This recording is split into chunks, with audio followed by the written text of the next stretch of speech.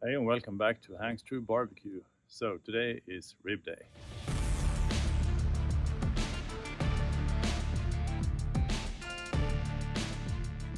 Now I decided to cook more than one slab of ribs just because you can, and I want to test out the capacity of the PK300. So I'm going to bring out the St. Louis cut ribs and a slab of Iberico ribs.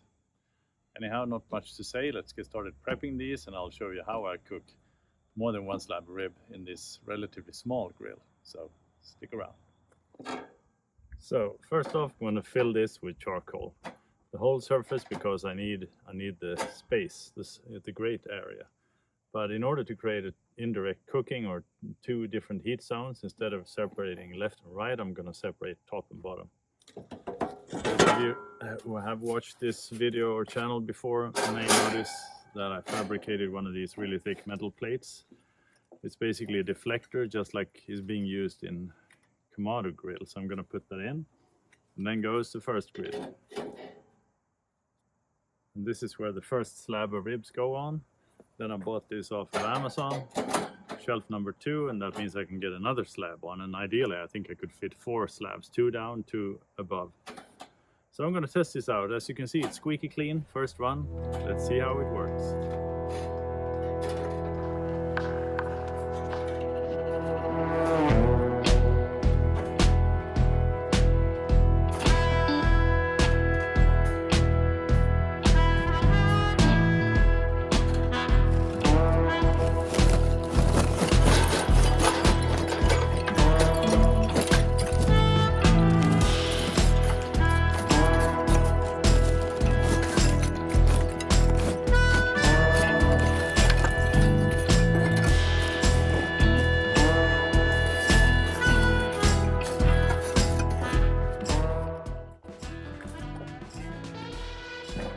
Next up, ribs. This is the St. Louis cut, as you can see, all straight. These are the regular cut Iberico ribs. Should be pretty darn good eating today. Let's get started prepping.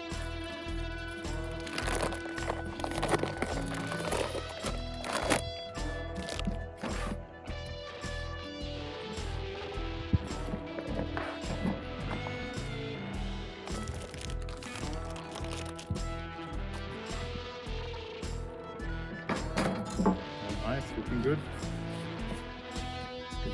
Let it dry. Should be good. Get some rub on soon. So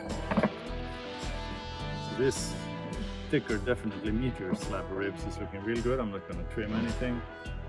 This one pretty straightforward also. I think it's done, ready to go.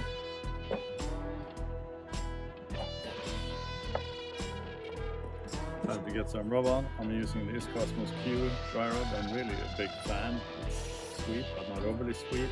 It's got some heat to it, so it's going to get an even layer on both sides, as usual.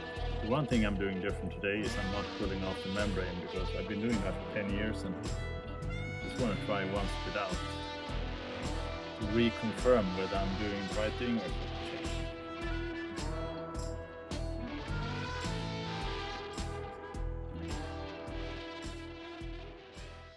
So these are thinner slab of ribs. They're going to get done sooner. That's just fine. I'm going to have to dig in on these while the thicker ones are getting ready. You get the sides. Nice.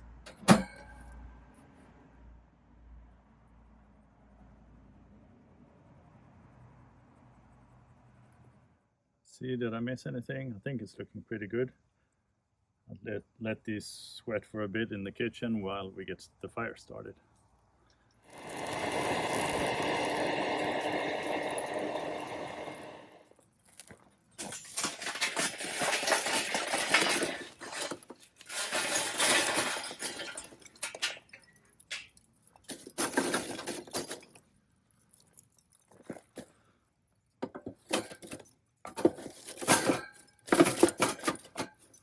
I'm going to put the lid on, let this one get up to temp. Once we're getting close with all vents open, then I'll get the deflector plate and the ribs in place.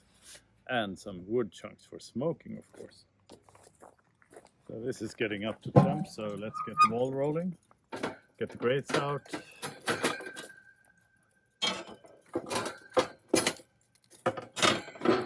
Get some wood chunks in. 1, 2. I'm gonna try and spread them out a bit. 4, fine.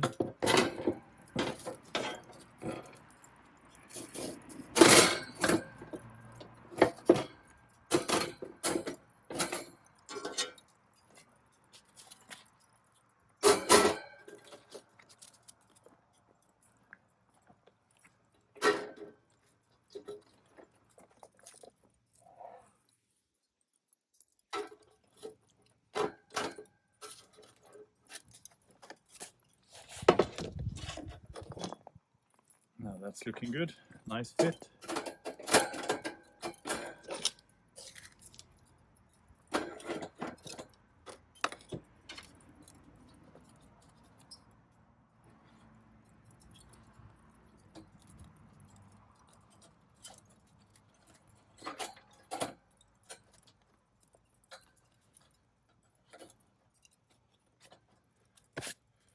Sweet. Close the lid, close all vents except this one up here, because I have the fireboard fan running with the pit viper fan running by being driven by fireboard. So all vents closed except this one. Now we're gonna dial in temps in the fireboard app.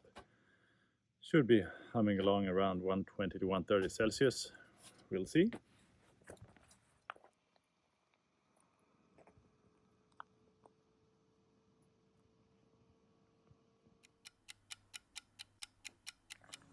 So I just thought I'd give you a quick status update.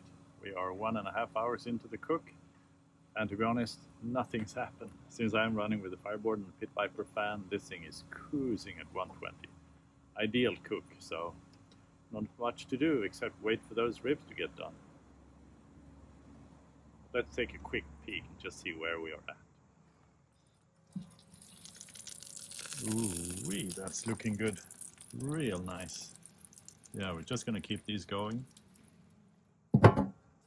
Perfect. So we are 3 hours into this cook. I want to do a quick check because I haven't cooked in this scenario with the shelf, but oh Lord, that looks good.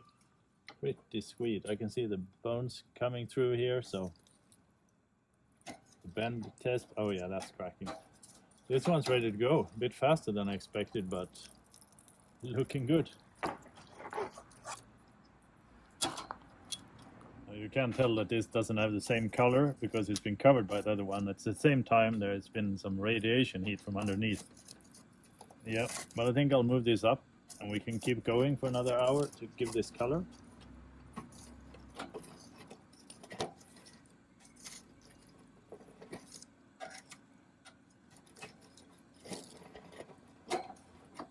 All right, there you go. Put the lid back on. These ribs aren't looking too bad though. I think we're gonna slice these up and give this a good try before we try the next batch.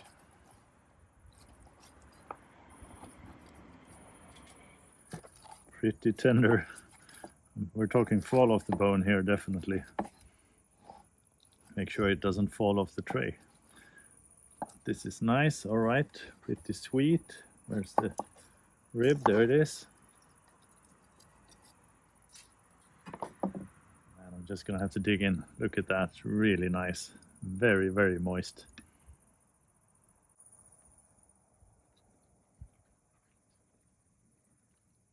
Oh man, this is so good.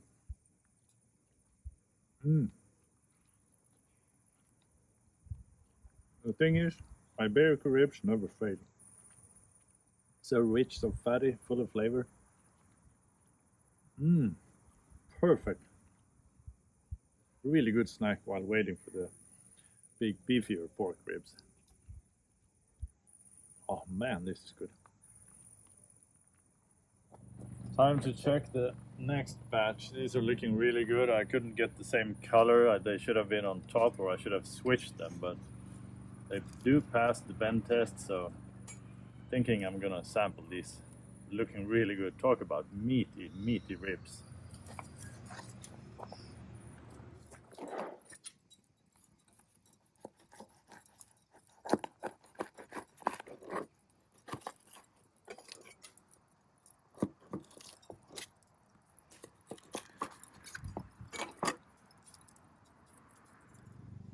So sorry for the noise, my neighbor is mowing the lawn of course, but I had to move around the house.